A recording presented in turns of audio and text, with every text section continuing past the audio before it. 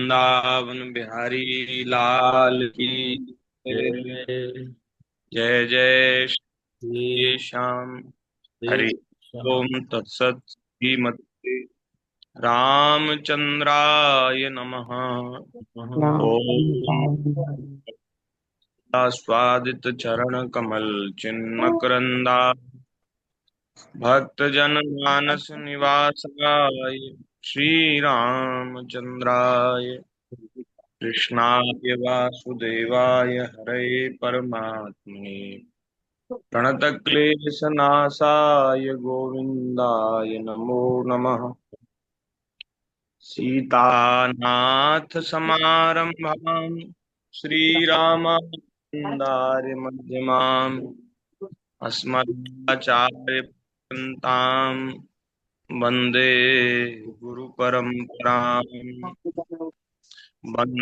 गुरुपदकंज कृपा सिंधु नर रूप हरि महामोहतम पुंज जासु वचन रवि कर निकर। नारायणं नमस्कृत्य नरं चैव नरोत्तमं देवीं सरस्वतीं व्यासं ततो जयमुदीरये। प्रह्लाद नारद पराशर पुंडरीक व्यासाम्बरीश शुक शौनक भीष्म दाल्भ्यान् रुक्मांगदार्जुन वसिष्ठ विभीषणादीन् पुण्यानिमान् परम भागवतान् नमामि। चार जुगन में भक्त जे तिनके पद की धूरी सर्वसु सिर धरि राखियों मेरी जीवन मूरी। भक्त भक्ति भगवंत गुरु चतुर नाम वपु एक इनके पद बंदन किए नाशे विघ्न अनेक। श्री राम जय जय राम। श्री राम जय जय राम। श्री राम जय राम जय जय राम श्री राम जय राम जय जय राम राम जय जय राम। श्री राम जय जय राम। जय राम जय जय राम श्री राम जय राम जय जय राम सीताराम जय सीताराम। सीताराम जय सीताराम। सीताराम जय सीताराम सीताराम जय सीताराम राधे श्याम जय राधे श्याम। राधे श्याम जय राधे श्याम। राधे श्याम जय राधे श्याम राधे श्याम जय राधे श्याम जय जय श्यामा जय जय श्याम। जय जय श्री वृंदावन धाम। जय जय श्यामा जय जय श्याम जय जय श्री वृंदावन धाम जय गौ माता जय गोपाल भक्त वत्सल प्रभु दीन दयाल। जय गौ माता जय गोपाल भक्त वत्सल प्रभु दीन दयाल राम जय जय राम।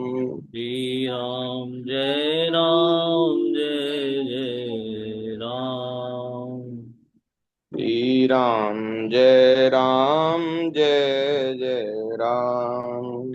राम जय राम जय जय राम।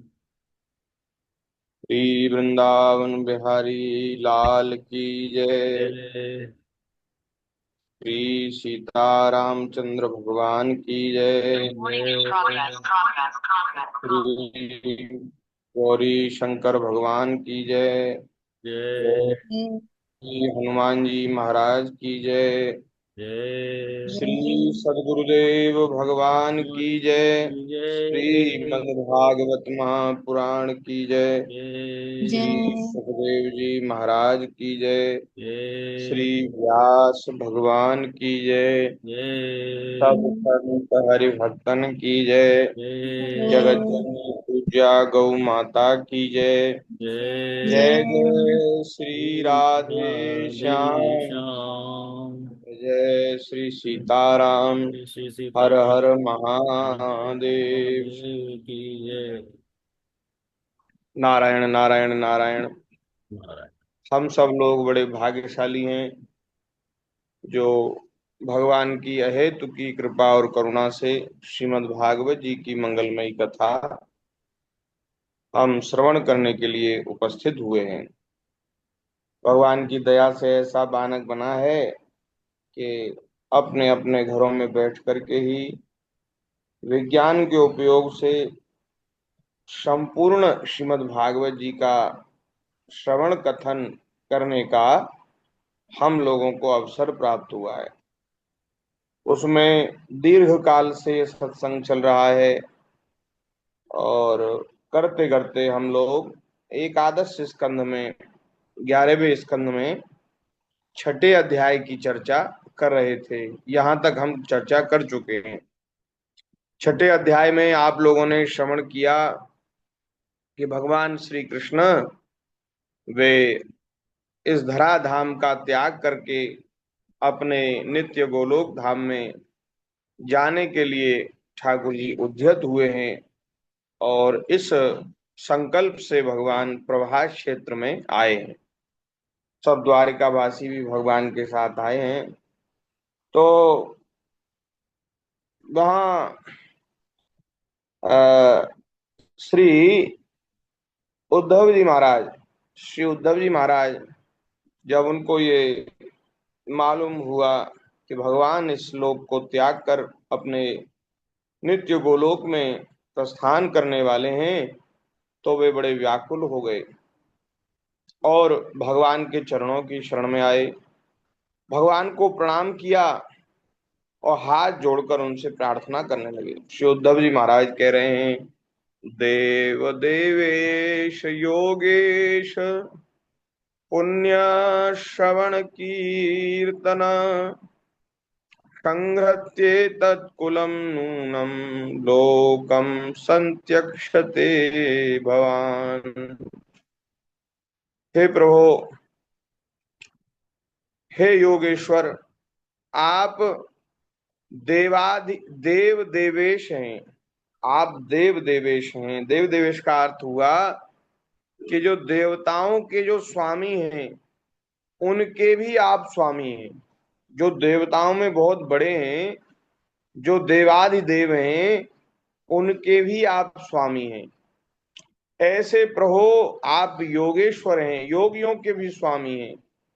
आपकी लीलाओं के श्रवण कीर्तन से जीव पवित्र हो जाता है। पुण्य श्रवण कीर्तन है आप।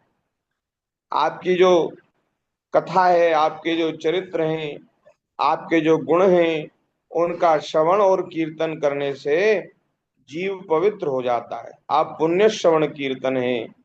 आप सर्वशक्तिमान परमेश्वर हैं। आप चाहें तो क्या नहीं कर सकते। आप चाहते तो ब्राह्मणों के शाप को मिटा सकते थे, परंतु आपने वैसा किया नहीं। इससे मैं समझ गया कि ये सब आपकी इच्छा से ही हुआ है। ब्राह्मणों ने जो यदुवंश को शाप दिया है वो आपकी इच्छा से हुआ है। इसे समेट कर आप अवश्य ही यदुवंश का संहार करके आप अवश्य ही इस लोक का परित्याग कर देंगे ऐसा मुझे लग रहा है। परंतु घुंघराली अलकों वाले श्याम सुंदर, आप तो इस धराधाम को छोड़ जाएंगे, लेकिन प्रभु मैं तो आपके बिना एक क्षण के लिए भी नहीं रह सकता, आपके चरण कमलों के बिना नहीं रह सकता। हे मेरे जीवन सर्वस्व, हे नाथ, हे स्वामी, तो आप हमें त्याग कर मत जाइए। और अगर आप जाना ही चाहते हैं तो आप मुझे भी अपने साथ ले चलिए, मैं यहाँ नहीं रह सकता। हे प्रभु, आपकी एक एक लीला मनुष्यों के लिए परम मंगलमयी और कानों के लिए अमृत स्वरूप है। जिसे एक बार उस रस का चस्का लग जाता है, उसके मन में फिर किसी दूसरी वस्तु की लालसा नहीं रह जाती। भगवान की कथा लीला का रस जिसको प्राप्त हो जाता है, उससे उसके हृदय में से जो उसके हृदय में जो अन्य लालसाएं जो भरी पड़ी हैं, वे सब निकल जाती हैं।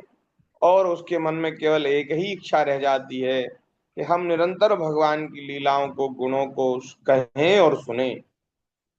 तो हे प्रभु, अब हमें और कोई इच्छा नहीं।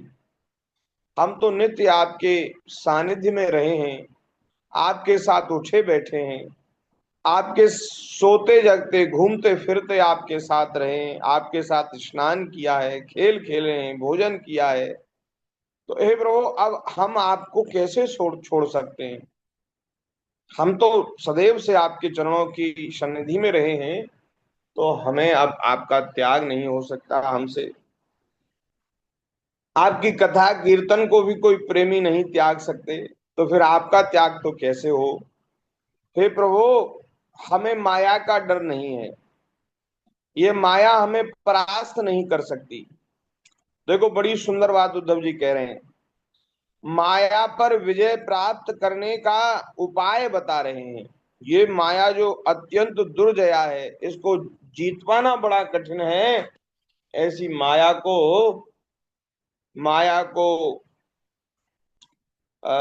जीतने का उपाय उद्धव जी बता रहे हैं।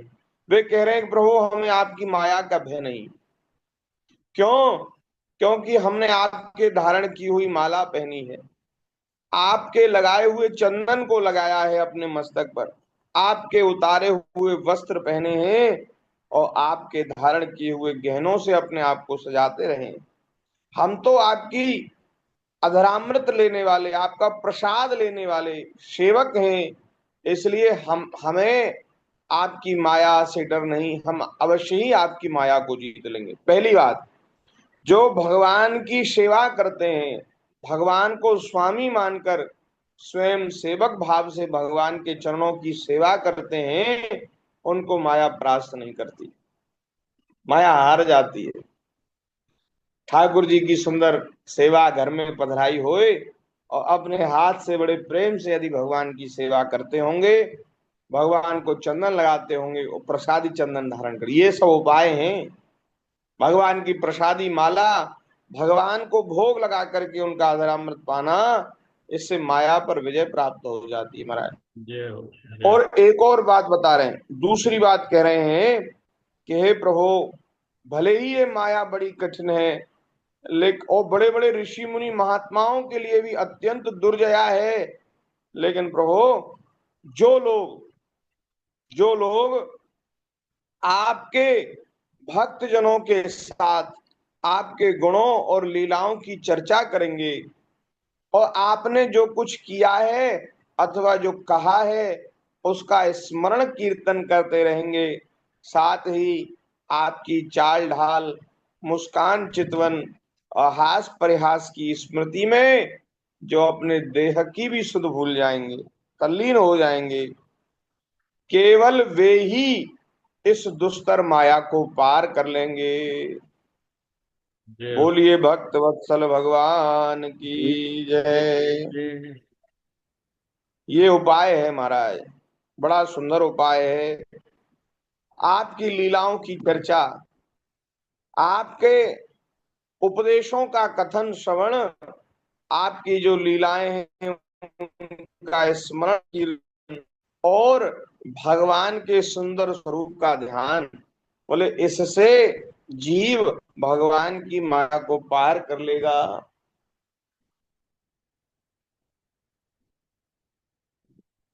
श्री सुखदेव जी महाराज कहते हैं, हे परीक्षित, जब उद्धव जी ने देवकीनंदन भगवान श्री कृष्ण से इस प्रकार प्रार्थना की, तब उन्होंने अपने अनन्य प्रेमी सखा एवं सेवक उद्धव जी से कहा। उद्धव जी ने क्या प्रार्थना की? हे प्रभु, हम आपके बिना नहीं रह पाएंगे।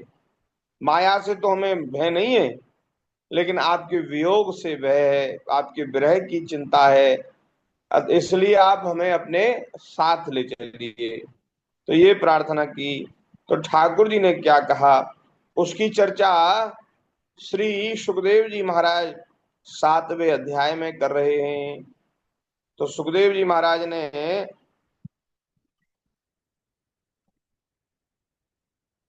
नारायण श्री सुखदेव जी महाराज ने कहा कि हे परीक्षित, जब उद्धव जी ने इस प्रकार प्रार्थना की, तो महाराज ठाकुर जी ने उनसे कहा, बोलिए भक्त वत्सल भगवान की जय। जय श्री जय जय राम, श्री राम जय राम, जय जय राम। श्री श्री राम जय राम रामचंद्र जय भगवान की जय जय। जय। ये 6वां अध्याय यहाँ संपन्न हो गया। 7वें अध्याय में भगवान कह रहे हैं, हे उद्धव, तुमने मुझसे जो कुछ कहा है मैं वही करना चाहता हूँ। अब इस धराधाम को छोड़कर मैं अपने धाम में जाना चाहता हूँ। पृथ्वी पर जिस कार्य के लिए मैं बलराम जी के साथ अवतीर्ण हुआ था, वह कार्य अब हो गया है। ये जो अब यदुवंश जो बच रहा है, वो ब्राह्मणों के शाप से भस्म हो जाएगा। आज से 7वें दिन समुद्र इस पूरी पूरी इस द्वारिकापुरी को डुबो देगा। 7वें दिन द्वारिका भी समुद्र में डूब जाएगी। और हे उद्धव, जिस क्षण में मृत्युलोक का परित्याग कर दूंगा, उसी क्षण इसके सारे मंगल नष्ट हो जाएंगे और थोड़े ही दिनों में पृथ्वी पर कलयुग का बोलबाला हो जाएगा। और जब मैं इस पृथ्वी का त्याग कर दूं, तब तुम इस पर मत रहना, क्योंकि हे उद्धव, कलयुग में अधिकांश लोगों की रुचि अधर्म में ही होगी। बहुत अधिक लोग अधार्मिक हो जाएंगे, उनका स्वभाव बिगड़ जाएगा। तो इसलिए तुम यहां मत रहना। तुम अपने आत्मीय स्वजन और बंधु बांधवों का स्नेह संबंध छोड़ देना और अनन्य प्रेम से मुझ में अपना मन लगाकर समदृष्टि से पृथ्वी में स्वच्छंद विचरण करना। ये जो महाराज संत महात्मा जो ग्रह का त्याग कर देते हैं और फिर सारी धरती भगवान की है और ये सब भगवान के पवित्र तीर्थ हैं, तो ऐसा विचार करके कभी गंगा जी के किनारे, कभी यमुना जी के किनारे, कभी अयोध्या में, कभी काशी में, कभी मथुरा में, कभी द्वारिका में, जो ऐसा जो विचरण करते रहते हैं महाराज, वे धरती पर रह करके भी धरती पर नहीं रहते। इस कलयुग का जो दोष है ना, धरती में जो इस समय कलयुग का दोष है, तो वे कलयुग के दोष उनको नहीं व्यापते। और क्योंकि देखो, उनका व्यवहार किसी से नहीं रहता। अगर कहीं व्यवहार रखेंगे, राग द्वेष होगा, कहीं आसक्ति होगी, फिर तो बंधन में पड़ जाएंगे, फिर तो फंस जाएंगे, माया बांध लेगी। लेकिन अनासक्त भाव से जो विचरण करेंगे, अनासक्त, कहीं किसी से आसक्ति नहीं, ना स्थान में आसक्ति, ना किसी व्यक्ति में आसक्ति, ना किसी परिस्थिति में आसक्ति, तो इस प्रकार से जो विचरण करते हैं, उनको फिर कलयुग के दोष महाराज उनके ऊपर अपना कब्जा नहीं कर पाते, उनको नहीं घेर पाते। तो इसलिए भगवान कह रहे हैं कि तुम तो पृथ्वी पर विचरण करना। इस जगत में बड़ी सुंदर बात ध्यान दीजिए, इस जगत में जो कुछ मन से सोचा जाता है, मन से जो सोचा जा रहा है, वाणी से जो कहा जाता है, नेत्रों से जो देखा जाता है और श्रवण आदि इंद्रियों से अनुभव किया जाता है, वह सब नाशवान है, सपने की तरह मन का विलास है। जैसे हम लोग सपना देखते हैं और सपने में महाराज ऐसी कल्पना कर लेते कि सब सत्य के जैसा लगता है, ऐसे ही ये सब मन का विलास है, ये भी सब सपना ही है, माया है, ये सब माया मात्र है, मिथ्या है, झूठ है, असत्य है, ऐसा समझ लो। जिस पुरुष का मन अशांत है, असंयत है, उसी को पागल की तरह अनेकों वस्तुएं मालूम पड़ती हैं। वस्तुतः यह चित्त का भ्रम है। जिसकी बुद्धि में गुण और दोष का भेद बैठ गया है, उसी के लिए कर्म अकर्म और विकर्म रूप भेद का प्रतिपादन हुआ है। इसलिए उद्धव, तुम पहले अपनी समस्त इंद्रियों को अपने वश में कर लो और उनकी बागडोर अपने हाथ में ले लो। इंद्रियों को स्वतंत्र मत छोड़ो, उनकी बागडोर अपने हाथ में ले लो। केवल इंद्रियों को ही नहीं, चित्त की समस्त वृत्तियों को भी रोक लो और फिर ऐसा अनुभव करो कि यह सारा जगत अपने आत्मा में ही फैला हुआ है और आत्मा मुझ सर्वात्मा इंद्रियातीत ब्रह्म से एक है, अभिन्न है। आत्मा में और मुझ में, मुझ सर्वात्मा में कोई अंतर नहीं है। और इस प्रकार तुम वेदों के मुख्य तात्पर्य, निश्चय रूप ज्ञान और अनुभव रूप विज्ञान से भलीभांति संपन्न हो जाओगे, तो तब तुम अपने आत्मा के अनुभव में ही आनंद मग्न रहोगे और संपूर्ण शरीरधारियों के आत्मा हो जाओगे। इसलिए कोई भी विघ्न तुमको पीड़ित नहीं कर सकेगा, क्योंकि उन विघ्नों और विघ्न करने वालों की आत्मा भी तुम ही होगे। जो पुरुष गुण और दोष बुद्धि से अतीत हो जाता है, वह बालक के समान निषिद्ध कर्म से निवृत्त होता है, परंतु दोष बुद्धि से नहीं। वह विहित कर्म का अनुष्ठान भी करता है, परंतु गुण बुद्धि से नहीं। वाह! हम लोग तो कर्म का अनुष्ठान करते हैं, क्यों? क्योंकि उसको हम श्रेष्ठ मानते हैं, और अकर्म और विकर्म का त्याग करते हैं क्योंकि उसको हम निकृष्ट मानते हैं। लेकिन ऐसे जो योगी हैं, जो कर्मों से ऊपर उठ जाते हैं और आत्मा में ही रमण करने वाले होते हैं, आत्मा राम होते हैं, वे फिर किसी भी कर्म का त्याग अथवा ग्रहण दोष और गुण बुद्धि से नहीं करते। सामान्य भावेन, सहज रूप से जो उनका अंतरात्मा है, जो उनको संकेत करता है, जो प्रेरणा करता है, उसको वे सहज रूप से करते हैं। जिसने श्रुतियों के तात्पर्य का यथार्थ ज्ञान प्राप्त नहीं किया, क्षमा करें, जिसने श्रुतियों के तात्पर्य का यथार्थ ज्ञान प्राप्त कर लिया है, उसका साक्षात्कार कर लिया है और इस प्रकार जो अटल निश्चय से संपन्न हो गया है, वह समस्त प्राणियों का हितैषी शुद्ध होता है, समस्त प्राणियों का हितैषी हो जाता है। उसके द्वारा फिर किसी भी प्राणी का अनिष्ट नहीं होता, अहित नहीं होता। उसकी वृत्तियां सर्वथा शांत रहती हैं। वह समस्त प्रतीयमान विश्व को मेरा ही स्वरूप, आत्म स्वरूप देखता है। इसलिए उसे फिर कभी जन्म मृत्यु के चक्कर में नहीं पड़ना पड़ता। श्री सुखदेव जी महाराज कहते हैं, हे परीक्षित, जब भगवान श्री कृष्ण ने इस प्रकार आदेश दिया, तो भगवान के परम प्रेमी भक्त उद्धव जी ने उनको प्रणाम करके तत्व ज्ञान की प्राप्ति की इच्छा से यह प्रश्न किया, हे प्रभु, आपने जो अभी कहा, ये बड़ा अद्भुत संन्यास रूप त्याग है। आपने जो उपदेश किया है, वो संन्यास रूप जो जो योगियों का जो धर्म है, सन्यासियों का जो धर्म है, उसका आपने उपदेश किया है मेरे कल्याण के लिए। परंतु हे अनंत, बड़ी सुंदर बात हम लोगों के लिए पूछ रहे हैं। जो लोग विषयों के चिंतन से और सेवन से एकदम विषयों में घुल मिल गए हैं, विषयात्मा हो गए हैं, उनके लिए तो महाराज कामनाओं को छोड़ना और विषयों को छोड़ना अत्यंत कठिन है। और उनमें भी जो आपसे विमुख हैं, उनके लिए तो इस प्रकार का त्याग सर्वथा असंभव ही है, ऐसा मेरा निश्चय है। और प्रभु मैं भी ऐसा ही हूं।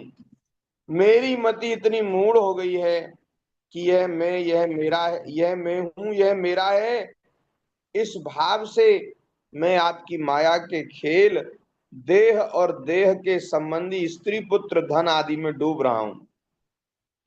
ये जो प्रश्न कर रहे हैं वो हम लोगों के लिए कर रहे हैं। अभी कह रहे थे कि हमें माया का डर नहीं है, हम तो माया को जीत लेंगे। जी। पर अभी कह रहे हैं कि महाराज आपकी माया ने हमको बांध रखा है। हम्म। इसका तात्पर्य ये है कि जो भगवान ने जो सन्यासियों का जो धर्म बताया है, योगियों का जो धर्म बताया अभी, उसको उद्धव जी अब बहुत व्याख्या पूर्वक सुनना चाहते हैं, जिससे मनुष्य सुगमता से उसको समझ सके और उसको धारण कर सके। तो प्रभु, आपने जिस सन्यास का उपदेश किया है उसका तत्व आप मुझको बताइए, समझाइए कि मैं सुगमता पूर्वक उसका साधन कर सकूं। और प्रभु, आपके जैसा वक्ता और कौन होगा? आपके जैसा श्रेष्ठ वक्ता, जिसकी वाणी पर सरस्वती जी विराजमान रहती हैं। और महाराज आपका ज्ञान भी अबाधित है। भगवान का ज्ञान जो है वो एक रस है। भगवान का ज्ञान कभी खंडित नहीं होता। मनुष्यों का ज्ञान कभी तो महाराज बहुत श्रेष्ठ कोटि का, बहुत श्रेष्ठ कोटि का ज्ञान हम लोगों को हो जाता है, और कभी महाराज ऐसा अज्ञान छा जाता है कि बिल्कुल बुद्धि मूढ़ हो जाती है। हम लोगों की तो ये स्थिति है। और महाराज ब्रह्मा जी शंकर जी तक यही स्थिति है, सबको एक रस ज्ञान नहीं रहता, लेकिन हमारे ठाकुर जी को एक रस अखंड ज्ञान रहता है। तो प्रभु, आपके जैसा ज्ञानी और कौन होगा? तो आपके जैसा तो मैं किसी को समझता नहीं, तो इसलिए आप मुझे तो आप ही उपदेश कीजिए। और प्रभु, मैं आपकी शरण में आया हूं, चारों ओर से दुखी होकर, दावाग्नि से जलकर, विरक्त होकर मैं आपकी शरण में आया हूं। आप कृपा करके मुझे उपदेश दीजिए। तो भगवान बोले। अब भगवान ने उपदेश देना शुरू किया है। हे उद्धव, संसार में जो मनुष्य यह जगत क्या है, इसमें क्या हो रहा है, इत्यादि बातों का विचार करने में निपुण है, वे चित्त में भरी हुई अशुभ वासनाओं से अपने आप को स्वयं अपनी विवेक शक्ति से ही प्राय बचा लेते हैं। समस्त प्राणियों का, विशेषकर मनुष्य का आत्मा अपने हित और अहित का उपदेशक गुरु है। हम लोगों का आत्मा ही हमारा भला किसमें, हमारा बुरा किसमें है, इसका उपदेश देने वाला होता है। क्योंकि मनुष्य अपने प्रत्यक्ष अनुभव और अनुमान के द्वारा अपने हित अहित का निर्णय करने में समर्थ है। हम लोग ये विचार कर सकते हैं महाराज, हम लोगों में विचार करने की शक्ति है, सामर्थ्य है कि क्या करने से हमारा भला होगा, क्या करने से हमारा बुरा होगा। लोग कहते हैं ना, आप हमें मत सिखाइए, हम जानते हैं कि हमारा भला किसमें। सब जानते हैं महाराज, पर फिर भी आ, भगवान की माया ऐसी है कि जान करके भी महाराज हम लोग भूल कर जाते हैं, कमी कर जाते हैं, और अपने हित अहित को ठीक से ना समझ करके और पापों में प्रवृत्त हो जाते हैं, अधर्म में प्रवृत्त हो जाते हैं। लेकिन मनुष्य में इसकी शक्ति सामर्थ्य तो होती ही है। थोड़ा सत्संग करे ना व्यक्ति, थोड़ा सत्संग करे और थोड़ा भजन करे, तो उसको सब कुछ स्पष्ट दिखाई देने लगता है। थोड़ा प्रयास करने से ही ऐसी सामर्थ्य होती है। तो मैंने एक पैर वाले, दो पैर वाले, तीन पैर वाले, चार पैर वाले, चार से अधिक पैर वाले और बिना पैर के अनेक शरीरों का निर्माण किया है, भगवान कह रहे हैं, लेकिन उन सब शरीरों में मुझे सबसे अधिक प्रिय मनुष्य का ही शरीर है। ये जो मनुष्य शरीर है ना, ये भगवान को सबसे अधिक प्रिय है। इस मनुष्य शरीर में एकाग्र चित्त आदि ग्रहण किए जाने वाले हेतुओं से जिनसे कि अनुमान भी होता है, अनुमान से अग्राह्य अर्थात अहंकार आदि विषयों से भिन्न मुझ सर्व प्रवर्तक ईश्वर को साक्षात अनुभव करते हैं। इस विषय में महात्मा लोग एक प्राचीन इतिहास कहा करते हैं। वह इतिहास परम तेजस्वी अवधूत दत्तात्रेय और राजा यदु के संवाद के रूप में है। श्री दत्तात्रेय भगवान और राजा यदु का संवाद इस रूप में एक इतिहास वर्णन किया गया है, जिससे महाराज सन्यास धर्म क्या है, सन्यास कहते किसको हैं, उसको थोड़ा समझने में सरलता होती है। तो वह इतिहास मैं तुम्हें सुनाऊंगा। भगवान कह रहे हैं, एक बार परम धार्मिक राजा यदु ने देखा कि एक त्रिकालदर्शी तरुण अवधूत, नई अवस्था के अवधूत, वे पृथ्वी पर विचरण कर रहे हैं। तब उन्होंने उनसे प्रश्न किया। राजा यदु ने पूछा, ब्राह्मण, आप कर्म तो करते नहीं, फिर आपको यह अत्यंत निपुण बुद्धि कहां से प्राप्त हुई? आप अवधूत हैं, आप किसी कर्म में प्रवृत्त नहीं है, लेकिन मुझे आपको देखने से लगता है कि आपको ना तो कोई शोक है, ना कोई चिंता है, ना कोई भय है। तो आपको ऐसी बुद्धि कहां से प्राप्त हुई? हम लोग कितना यत्न करते हैं, महाराज ध्यान दीजिए, हम लोग दुखों से छूटने के लिए कितना यत्न करते हैं, लेकिन फिर भी दुख से नहीं छूट पाते। हम लोग शांति प्राप्त करने की कितनी यत्न करते, कितना प्रयास करते, फिर भी शांति संतोष को प्राप्त नहीं कर पाते, सुखी नहीं हो पाते। तो बोले, महाराज आप मुझे परम सुखी परम आनंदित दिखाई दे रहे हैं, तो इसका कारण क्या है? ऐसा क्या आपने प्राप्त कर लिया है? ऐसा क्या आपके पास विद्या है, क्या ज्ञान है कि आप बड़े आनंद में दिखाई दे रहे हैं? और परम विद्वान होने पर भी आप बालक के समान, आप में बिल्कुल अहंकार नहीं है, आप संसार में विचरण कर रहे हैं। क्योंकि देखो, संसार में ऐसा देखा जाता है कि मनुष्य आयु, यश अथवा सौंदर्य संपत्ति की अभिलाषा लेकर ही धर्म अर्थ काम अथवा तत्व जिज्ञासा में प्रवृत्त होते हैं। बिना कारण के कहीं किसी की प्रवृत्ति नहीं देखी जाती। या तो सुख संपत्ति की अभिलाषा होती है, या आयु की, यश की अभिलाषा होती है, कोई ना कोई इच्छा होती है, तभी मनुष्य धर्म अर्थ और काम मोक्ष में प्रवृत्त होते हैं। मैं देख रहा हूं कि आप कर्म करने में समर्थ हैं, विद्वान हैं, निपुण हैं, आपका भाग्य और सौंदर्य भी प्रशंसनीय। आपके महाराज धूल धूसरित आपका शरीर है, लेकिन फिर भी आपकी शोभा सुंदरता अद्भुत है, बड़े सुंदर हैं आप। आपका भाग्य भी प्रशंसनीय है, आपकी वाणी से तो मानो अमृत टपक रहा है। फिर भी ये सब कुछ आपके पास है, फिर भी आप पागल की तरह, उन्मत्त की तरह रहते हैं, और ना तो कुछ करते हैं और ना कुछ चाहते ही हैं। आपको कोई इच्छा नहीं है और ना आप कोई कर्म करते हैं। संसार के अधिकांश लोग काम और लोभ के दावानल से जल रहे हैं, परंतु आपको देखकर ऐसा मालूम होता है कि आप मुक्त हैं, आप तक उसकी आंच भी नहीं पहुंच पाती।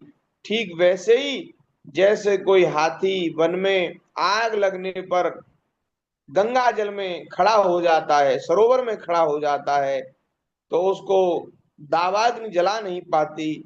ऐसे ही आपको संसार के काम क्रोध लोभ आदि जो बड़े भारी दावानल हैं, वे आपको जला नहीं पा रहे हैं, आप उनसे मुक्त खड़े हैं। ब्राह्मण, आप स्त्री पुत्र धन और संसार के स्पर्श से रहित हैं, आप सदा सर्वदा अपने स्वरूप में स्थित रहते हैं। हम आपसे यह पूछना चाहते हैं कि आपको अपने आत्मा में ऐसे अनिर्वचनीय आनंद का अनुभव कैसे होता है, आप कृपा करके हमको अवश्य बतलाइए। क्या बढ़िया सुंदर प्रश्न है महाराज, क्या बढ़िया प्रश्न है। भगवान 3 मिनट, शास्त्रों में 3 मिनट। है, शास्त्रों में प्रश्न कैसे किया जाता है इसकी भी विधि है। ये सीखना, हम लोगों को सीखना चाहिए कि कैसे पूछना चाहिए, कैसे प्रश्न करना चाहिए। और महाराज ऐसे जो प्रश्न हैं वे सब संसार के मनुष्यों के कल्याण के लिए बड़े अद्भुत हैं, अद्भुत काम करने वाले हैं। तो ऐसे जो प्रश्न हैं उनको, उनके उस उत्तर को जरूर सुनना चाहिए। कि मनुष्य देखो सुख प्राप्ति की अभिलाषा से नाना नाना प्रकार के कर्म कर रहा है, लेकिन वह सुखी नहीं होता और दुख के अंधेरे कुएं में महाराज गिरता जा रहा है, धंसता जा रहा है। तो जिनके पास कोई ऐसी भौतिक सुख सुविधा नहीं है, जो कर्म में भी प्रवृत्त नहीं है, अपने आत्मा में रमण करने वाले योगी हैं, सन्यासी हैं, आत्मा राम है, आप्त काम है, ऐसे ऋषि मुनि महात्मा किस प्रकार परम शांति, परम आनंद, परम सुख को प्राप्त होकर धन्यता का अनुभव करते हैं। उनके उनकी उनके उनके आनंद का राज क्या है, ये प्रश्न है। उनके आनंद, अब बोले आप महाराज इतने आनंद में कैसे हैं, तो उस वो जो राज है उनका, वो इस प्रश्न से खुलने जा रहा है। ये प्रश्न किया यदु जी महाराज ने। तो इसका उत्तर तो फिर अभी तो समय पूरा ही हो गया, इसका उत्तर भगवान की दया से हम कल करेंगे इसको श्रवण। आज यही ऐसा सुंदर प्रश्न किया है हम लोगों के लिए कि हम लोग सुखी होना चाहते हैं, लेकिन सुखी होने की जो कला है, सुखी होने का जो उपाय है वो हमको आता नहीं है। और जिनके पास कुछ नहीं, फक्कड़ महात्मा पागलों की तरह जो विचरण कर रहे हैं, ऐसे श्री दत्तात्रेय भगवान, आज भी दत्तात्रेय भगवान विचरण कर रहे हैं धरती पर। जो अधिकारी जीव हैं उनको दत्तात्रेय भगवान का दर्शन होता है। बहुत अद्भुत महाराज, दत्तात्रेय भगवान ने कई भाग्यशाली जीवों के ऊपर कृपा की है, उनको प्रत्यक्ष दर्शन दिया है। और एक महापुरुष तो इस समय विराजमान है, और भी विराजमान होंगे, लेकिन एक तो इस समय प्रकाश में है। हमने और आपने दर्शन किया डॉक्टर साहब, श्री पथमेड़ा वाले महाराज जी, श्री दत्त शरणानंद जी महाराज। जय हो, जय हो, जय हो। वे उन्होंने साक्षात श्री दत्तात्रेय भगवान का दर्शन किया, और दत्तात्रेय भगवान ने ही उनको दीक्षा प्रदान की है। दत्तात्रेय भगवान उनके गुरु हैं श्री महाराज जी के। जय हो, जय हो। और देखो, पहले पहले श्री दत्त शरणानंद जी महाराज, श्री पथमेड़ा वाले महाराज जी पहाड़ों में रह करके, एकांत में रह करके तप कर रहे थे उस समय। और दत्तात्रेय भगवान ने इनको प्रकट होकर साक्षात दर्शन दिया और कहा कि आप यहां से जाओ राजस्थान में, और वहां जाकर के गौ की सेवा करो, गाय की सेवा करो। ये इस बोले आपके लिए ये विशेष कर्तव्य है। तो अपनी जो पहाड़ की जो तपस्या है, साधना है, उसको छोड़कर श्री दत्तात्रेय भगवान के आदेश से, उपदेश